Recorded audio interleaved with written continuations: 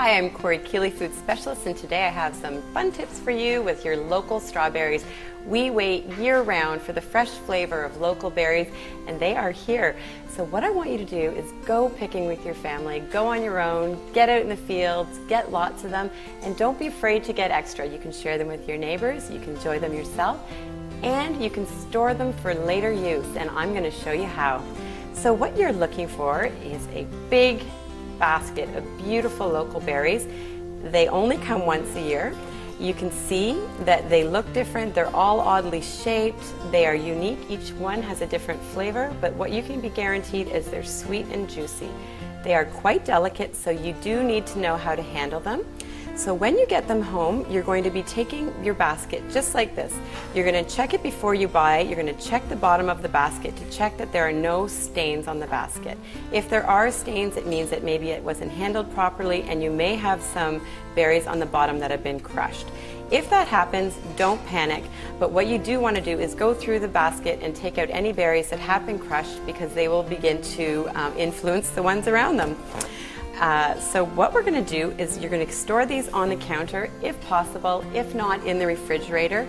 You want to cover them loosely just with a piece of paper towel, even tuck it underneath to keep in place. That keeps a bit of the air off, it allows some circulation. And then when you're ready to use your berries, you're going to take them out of the fridge or off the counter, and at that point is when you will wash them. You do not wash your local berries until you are going to eat them, because the moisture in the air will cause them to deteriorate, and you want to have that fresh flavor as long as possible. So what I've done here is I've washed my berries. You don't want to soak them because the water will be absorbed. They're very porous and they will take on whatever you use. So we're lightly washing them, and then we're going to take a paper towel or a clean cloth, whichever you have. If you don't mind your cloth getting a little bit stained, use your strawberry cloth. And then we're going to line a baking tray, and then we're going to take the tops off.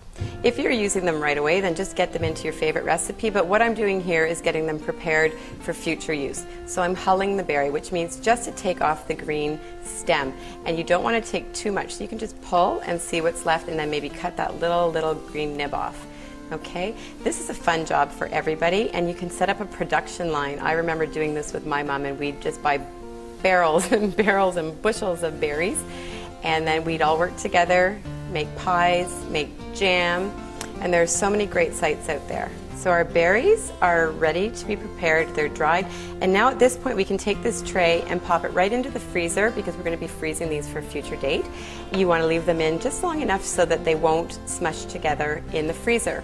Once they're finished and they're lined with the paper towel or a piece of parchment paper or saran wrap, you can just pick them up like this and toss them right into a bag or any freezer container that can handle them.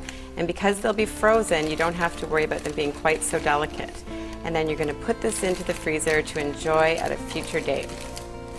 There are lots and lots of ideas for strawberries. You can use them in many different recipes, but my advice to you is just get out there, pick lots, eat lots, and keep them year-round in the freezer.